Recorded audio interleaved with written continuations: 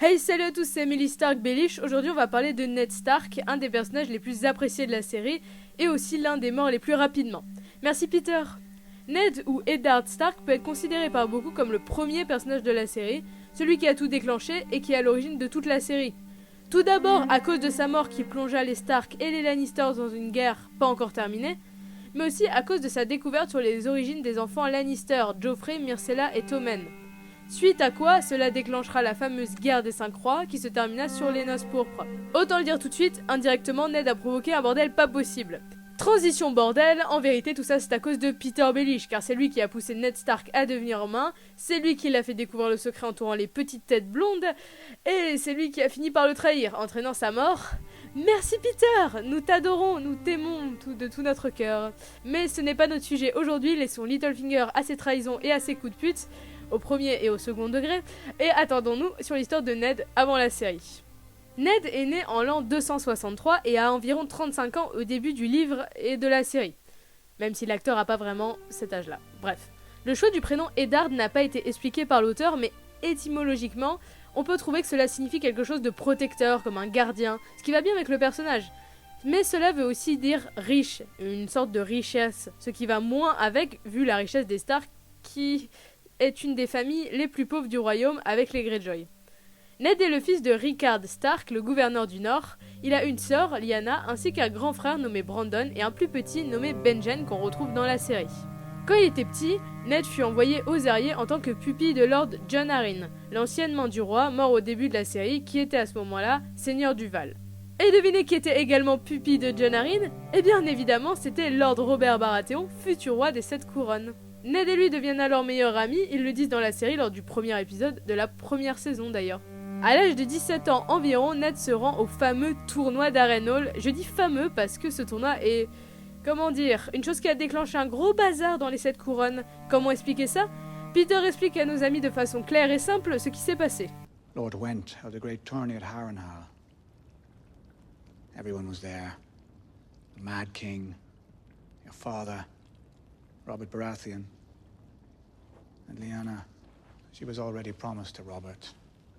The last two riders were Barristan Selmy and Rhaegar Targaryen. When Rhaegar won, everyone cheered for their prince, until he rode right past his wife, Elia Martell, and all the smiles died. He rode past his wife, and he lay a crown of winter roses in Lyanna's lap, blue as frost. How many tens of thousands had to die because Rhaegar chose your aunt? Merci Peter, car oui, lui aussi était présent, parce que tout le monde était présent, on dirait. Donc revenons à notre cher Ned, qui devient lors de ce tournoi ami avec Howland Reed, que l'on peut voir durant une vision de Bran lors de la 6ème saison. Mais ce n'est pas tout, Ned tombe, selon la théorie, amoureux de la sœur d'Arthur Dayne, et oui je dis Arthur et non Arthur, je vous emmerde, qui s'appelait Ashara, et avec qui il aurait eu une relation, mais ce n'a pas été prouvé, enfin, c'est vague, ça fait des vagues. Les Greyjoy, les vagues. Bon, après du coup, Lyanna fut enlevée par Rhaegar, le père et le grand frère de Ned sont tués par le roi fou, les malheurs de la maison Stark ne datent pas d'hier, vous voyez. Donc ce cher Robert, très amoureux de Lyanna, lance une guerre pour la récupérer avec l'aide de Ned. C'est bien sûr le début de la rébellion de Robert Baratheon. Eddard laisse alors Robert et Jon Arryn dans le Val pour rejoindre le Nord, là où il fera une armée grâce à ses bannerets. Il ira ensuite rejoindre les Conflans, soit le milieu du royaume, où il doit rejoindre Jon Arryn qui est avec l'armée Arryn. Donc ils rejoignent Robert au sud dans les terres de l'orage, puis remontent jusqu'au Trident où a lieu la bataille du même nom contre Rhaegar Targaryen. Victoire faite, Ned part assiéger Port-Réal, mais une fois arrivé, Tywin a déjà fait tout le travail et Robert devient alors roi. Ned est un tout petit peu énervé sur le fait que Tywin ait tué les enfants de Rhaegar et Elia Martell, un tout petit peu énervé, et que Jaime ait poignardé le roi fou dans le dos, enfin, transpercé avec son épée. On se comprend. Bref, voilà, donc Ned est un peu énervé, du coup il part pour Accalmie où Stannis tient un siège depuis pas mal de temps déjà sur les Tyrells. Ces derniers hissent le drapeau blanc et Ned part pour la Tour de la Joie, que l'on peut voir dans la série évidemment. Vous l'avez vu, Ned tue Arthur Dayne avec l'aide de son ami Howland Reed et il entre dans la Tour de la Joie où il trouve sa sœur, Lyanna, qui vient d'accoucher d'un enfant, fils de Rhaegar. Ce bébé se nomme alors Jaehaerys Blackfyre, vu que c'est un bâtard. Lyanna meurt et Ned décide de prendre l'enfant avec lui qu'il nomme Jon et qu'il fait passer pour son bâtard, Jon Snow du coup, nommé en l'honneur de Jon Arryn. Eddard part ensuite annoncer la mort de Sir Arthur à la maison Dane, et la pauvre Ashara apprenant la mort de son frère et le mariage de Ned et Catelyn, puis la naissance de Robb, se suicide en sautant d'une falaise. Ned retourne à la capitale, jure allégeance à Robert, parce qu'il s'est calmé un petit peu entre temps, en lui apprenant la mort de Lyanna, et part pour Winterfell avec Jon, son bâtard, et puis rejoint Catelyn qui vient d'accoucher de Robb. Ned enterre ensuite sous la crypte le corps de Lyanna et Brandon, on peut d'ailleurs voir la statue de Lyanna qu'il a fait faire sous la crypte lors du premier épisode de la saison 1, ou le 4e épisode de la saison 5. D'ailleurs, petite parenthèse, dans l'épisode 1, saison 1, on voit que Robert pose une petite plume sur la main de Lyanna Stark, et dans l'épisode 4, saison 5, on voit cette même plume que Sansa prend sous la crypte. Voilà, c'est la même plume, 5 saisons après, c'est assez marrant. Voilà, pour ceux qui ne l'avaient pas vu, je vous le dis. Il devient seigneur du Nord, tout est bien, sauf que Monsieur Balon Greyjoy, lui, il va faire sa guéguerre parce qu'il l'a pas encore fait, et du coup, Ned il part à la guerre contre lui, et Balon vaincu, ce dernier doit donner son fils Théon en otage comme pupille à Ned. Le jeune Théon grandit alors avec les enfants Stark, mais n'a jamais vraiment eu sa place, d'où sa trahison lors de la 2e saison. Plusieurs événements se déroulent entre ce moment et le début de la série, comme le fait que Ned fait exiler Jorah pour avoir vendu des esclaves, ce pauvre Jorah. Voilà, donc du côté familial, Ned reste plus proche de ses fils que de ses filles, car comme il l'a dit, élever ses filles est plus dur que gagner une guerre. Et enfin commença la série en 298, soit quelques années après. Vous connaissez l'histoire de la série, je vais pas vous la raconter. Comme j'ai dit au début, sans le vouloir, Ned a déclenché pas mal de merde dans les 7 couronnes.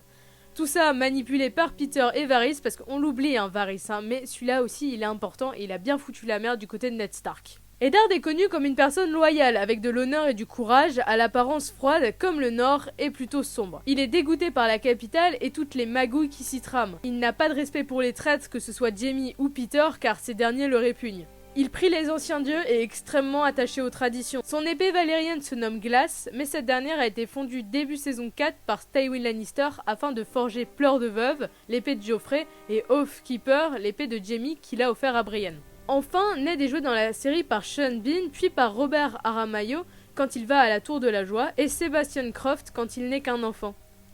Il fait sa première apparition dans Winter is Coming, le premier épisode de la première saison, et meurt décapité sous l'ordre du roi Joffrey, épisode 9, saison 1, nommé Baelor. Comme j'ai dit, il a quelques apparitions dans la 6e saison, lors des rêves de Bran. C'est alors Robb qui prend sa place comme souverain du Nord, vu que ce dernier est nommé roi du Nord. Ned est considéré par le producteur de la série comme le personnage qui a permis le succès de Game of Thrones. Pour son acteur déjà, et puis pour son charisme. Il est vu comme le pilier de la première saison, tout tourne autour de lui, il est solide, il reste fort quand tout s'écroule autour de lui.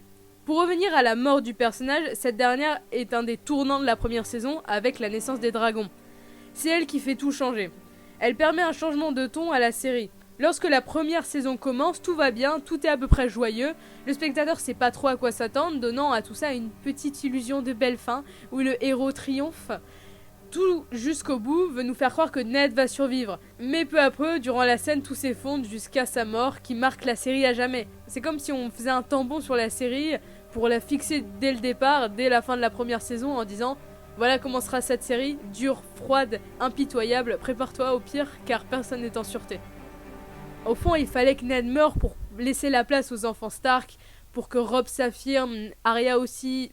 Sansa, elle s'est pas trop affirmée, mais voilà. Voilà, c'était Ned, on est tous tristes pour lui. Mais au fond, c'était obligé, pour le bien de la série. Voilà, ainsi s'achève cette vidéo sur Ned Stark, j'espère que ça vous a intéressé. Les gens m'en demandaient, voilà. Après, j'en suis consciente que beaucoup le savaient déjà, parce qu'ils ont lu les livres, ou alors ils ont regardé sur internet. Bon, voilà. Mais après, il y avait des gens qui ne le savaient pas, donc ça peut être sympa. Donc voilà, merci d'avoir regardé cette vidéo, je vous dis à mercredi prochain. Bye tout le monde!